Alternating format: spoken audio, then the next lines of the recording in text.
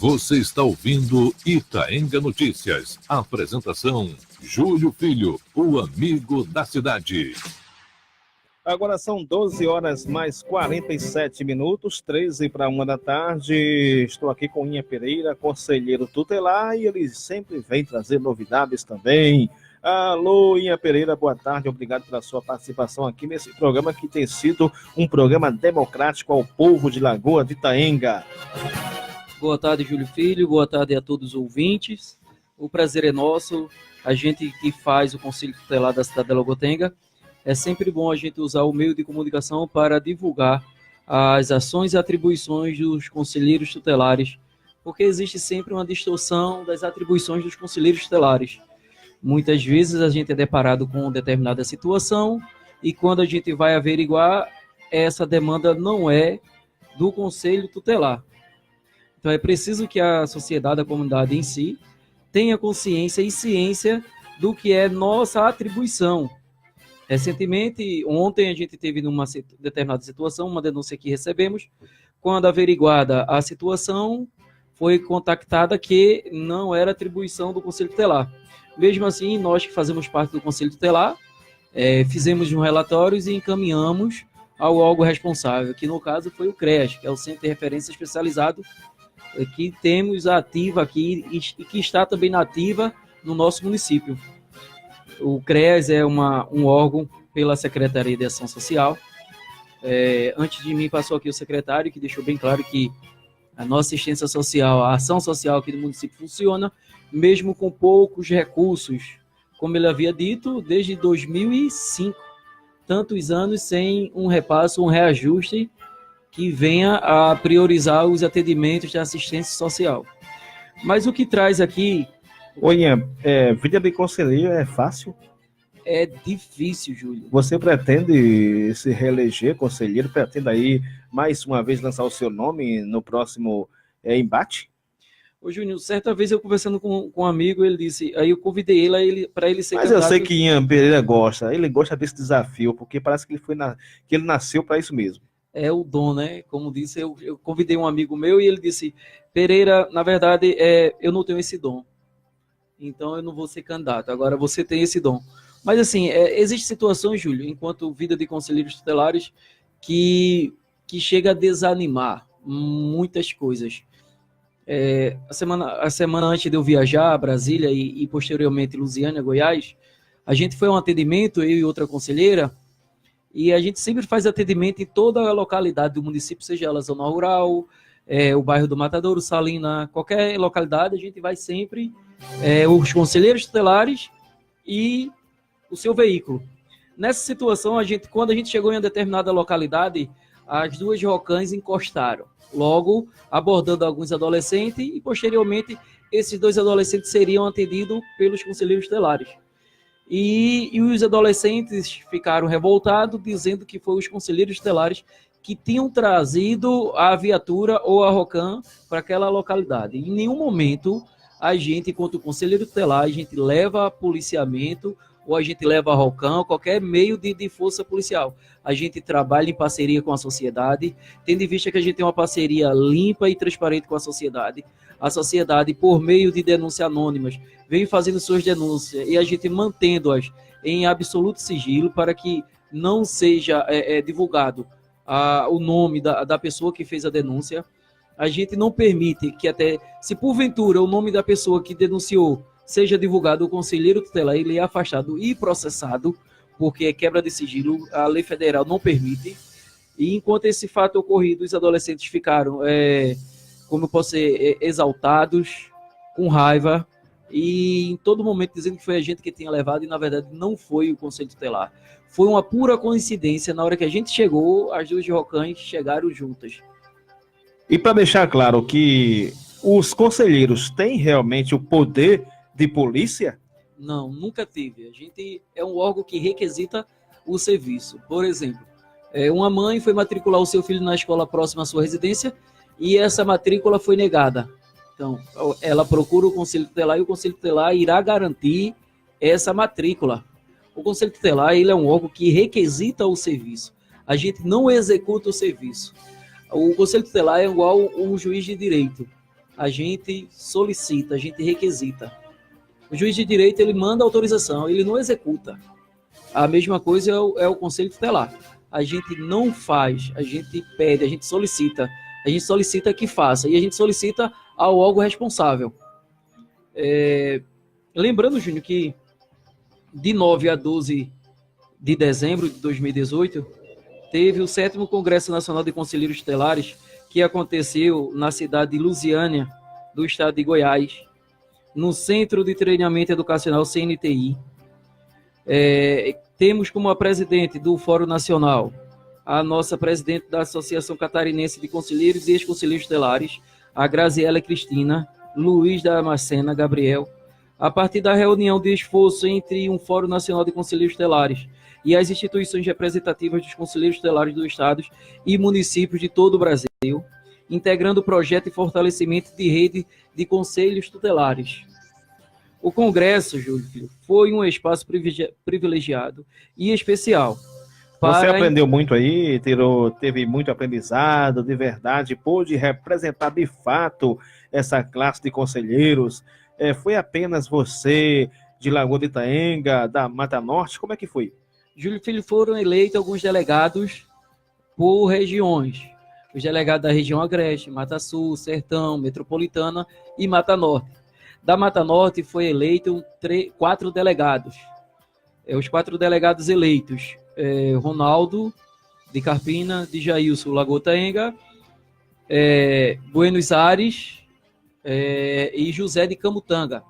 Mas se fez presente nesse Congresso Nacional os 3 da Mata Norte representando a Mata Norte.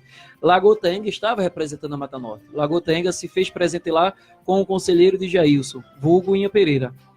A gente, Júlio Filho, lá teve várias oficinas, como alimentação do CIPIA, direitos, exploração sexual, como abordar crianças e adolescentes, famílias vítimas de exploração sexual, de exploração do trabalho infantil, porque é bom lembrar que existe a exploração do trabalho infantil e existe o trabalho infantil legal. O trabalho infantil legal é aquele trabalho que o adolescente vai ter todos os direitos trabalhistas garantidos por um jovem aprendiz, por exemplo, que é tido em vista em toda a sociedade. Todo mundo conhece o jovem aprendiz ou já ouviu falar, se não conhece, mas já ouviu falar, o jovem aprendiz.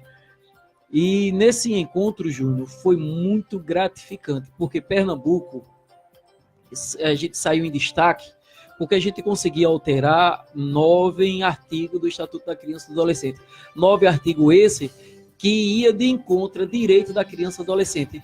Por exemplo, um dos artigos era, o Estatuto dizia menor de 18 anos. E o termo menor é pejorativo. A gente, enquanto sistema de garantia de direito, não podemos usar o termo menor, e sim criança ou adolescente. Porque menor era o Código de Menores que existia na década de 1990, antes do Estatuto da Criança e do Adolescente. O adolescente era dito como um problemático da sociedade. O Código de Menor buscava esse adolescente e colocava dentro de uma FEBEM, que antigamente se chamava FEBEM. Hoje é FUNASE, mas antigamente era FEBEM. Outro exemplo vivo.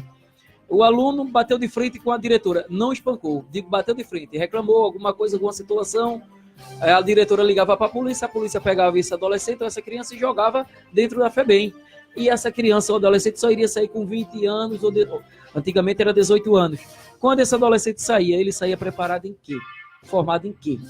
Aí era um futuro marginal, porque ele não tinha nenhuma profissionalização. Logo, esse adolescente que vier a se tornar maior de idade, sem nenhuma profissão, se tornaria novamente um bandido, um marginal.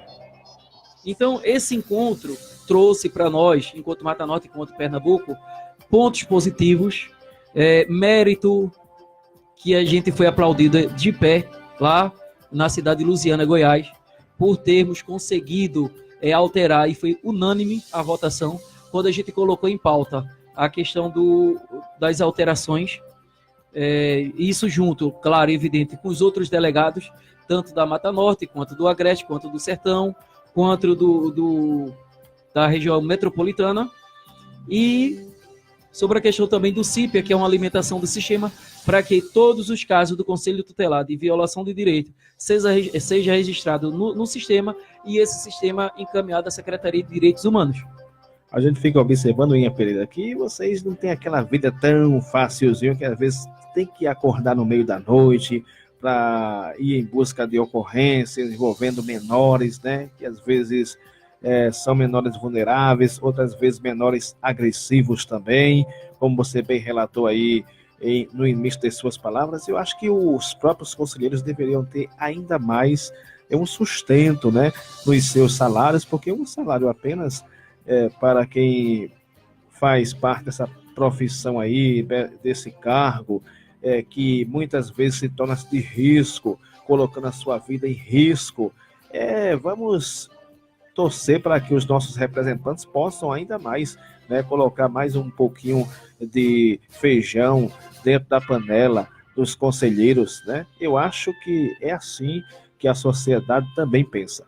Verdade, Júlio Filho. A gente existe hoje na Câmara dos Deputados um projeto de lei para unificar o piso salarial dos conselheiros tutelares. Existe também outra PL, que é a recondução ilimitada. Hoje, o Conselho Tutelar ele só pode ter 2 reconduções. Hoje, essa lei já está no Senado, esperamos que seja aprovada ainda em 2019, para que muitos colegas de trabalho possam ser candidatos e, posteriormente, ser eleitos. Porque um conselheiro tutelar ele só vem ter a prática mesmo, o manejo da coisa, a partir do 2º mandato. Porque o primeiro mandato ele serve como apenas experiência, caminho a trilhar. No 2º mandato ele já está apto a fazer e desempenhar um bom trabalho, um bom papel. Certa vez, uma promotora de justiça veio indagar, enquanto a gente conselheiro, sobre uma certa decisão que tomamos, e isso em outra gestão. E eu disse à doutora que enquanto a gente não participa de formação essa continuada, a gente está sempre a risco de cometer erros por falta de formação ou capacitação. Sendo que nessa gestão, eu gostaria até de parabenizar a nossa prefeita, que ela vem dando total apoio e suporte para que todos os conselheiros, os 5, participem de formação continuada. Tendo em vista, Júnior, essa formação que a gente teve, esse 7º encontro lá em Brasília, foi custeada pelo município. O município, a prefeita Graça Arruda, custeou essa ida e volta. Então, o que eu quero dizer é o seguinte: as nossas crianças hoje, ela vai ter um aparato legal, ela vai ter mais garantias de direito, porque a nossa prefeita também se preocupa com a formação dos conselheiros tutelares. E é bom também salientar, Júlio Filho, quando você tocou no reajuste, tivemos sim um aumento salarial, que a nossa prefeita também nos deu um aumento de 25%, 26%, eu não lembro bem o cálculo, mas passou dos 20%. Quer dizer, é um grande feito para nós, enquanto conselhos tutelares, que passamos a outra gestão municipal de prefeito durante 4 anos com promessas falsas e que não foram cumpridas. E Dona Graça, a prefeita hoje atuante, reajustou o nosso salário. E temos previsões para que 2019 seja novamente reajustado, porque ela se preocupa com a garantia de direito de toda criança e adolescente. Dona Graça já fez várias reuniões com os conselheiros tutelares.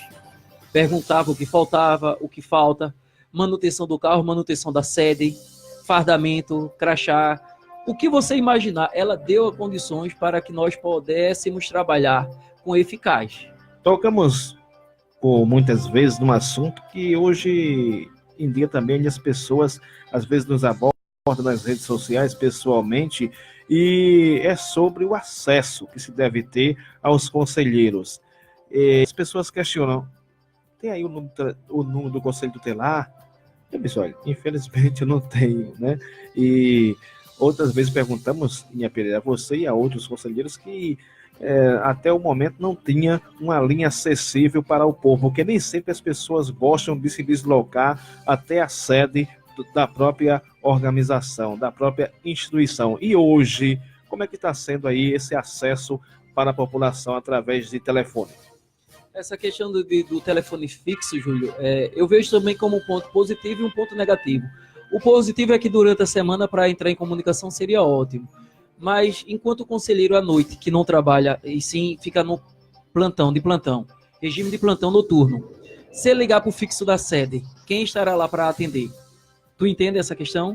Aí, por exemplo, por isso que na maioria das vezes os conselheiros tutelares, a gente distribuiu nossos contatos pessoais, a gente distribuiu em todas as escolas, em todas as repartições públicas, a gente distribuiu também na delegacia, no Ministério Público, no Judiciário, no cartório, onde você imaginar, em toda a repartição pública, foi divulgado. Distribua para cá também, homem. Houve essa falha de não termos colocado essa lista aqui na rádio, nessa rádio Itaenga FM, mas isso será sanado a partir do momento que finalizarmos essa entrevista, porque eu hoje à tarde trarei pessoalmente a lista.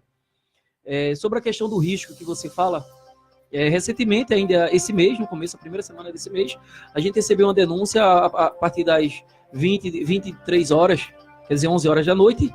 Eu estava chegando da faculdade, logo desci no centro, o motorista me pegou aqui no centro, pegou as duas conselheiras em casa, onde a gente foi para uma determinada situação de uma criança que a mãe não queria deixá-la entrar em casa. Quer dizer, num bairro perigoso, onde foi 2 conselheiras e um conselheiro, sem nenhum suporte, sem nenhuma proteção, e que a nossa proteção maior é Deus Todo-Poderoso. A conversa é sempre longa e produtiva quando se fala dos direitos da criança e do adolescente. Eu espero contar com você em outros momentos, né, para a gente repercutir muito mais coisas sobre as ações da própria instituição, Conselho Tutelar de Lagoa de Itaenga. E vamos marcar aí para um outro dia, né, para a gente bater um papo mais longo. O tempo já estourou praticamente. Obrigado pela sua presença aqui no programa. E essa é a nossa Itaenga FM, o programa Itaenga Notícias, que tem ouvido a todos. Eu que agradeço, Júlio Filho, a gente que faz o Conselho Tutelar agradece pelo espaço dado, e a gente vai voltar sim para destrinchar muitas coisas. E lembrando que amanhã tem festa, e o Conselho vai estar atuando amanhã na festa. Qual será ali as ações para com os comerciantes? Sempre quando tem festa no município, o Conselho vem com uma campanha. Nesse dia também de amanhã, vai ter essa campanha aí? A gente está articulando com o CMDCA, que é o Condica, a presidenta Edna. A gente vai viabilizar sobre essa questão da panfletagem e conscientizar também os comerciantes para não vender bebida alcoólica a menores de 18 anos, criança e adolescente. Porque hoje a demanda do SEDCA para a questão de panfletagens, folheto, essas coisas, o SEDCA hoje está dito como falido. E o Conselho Tutelar não é um órgão que disponibiliza de recursos. Então a gente busca recursos no Conselho Municipal de Direitos e no Conselho Estadual de Direitos. Quando se tem um material, a gente trabalha. Quando não tem material, fica impossibilitado o trabalho sem o material. Mas a gente vai sim sair de bar em bar para conscientizar todos os comerciantes que é proibida a comercialização de bebidas a criança e adolescente. Obrigado, Inha Pereira. Vem aí Manuel Antônio, a tarde mais bregueira do Brasil. São conversas como essas, né, que a gente utiliza para realmente abrir seus olhos, para deixar você informado de tudo o que você precisa saber, o movimento de Lagoa de Itaenga. CYX 824, Rádio Comunitária Itaenga FM 98,5.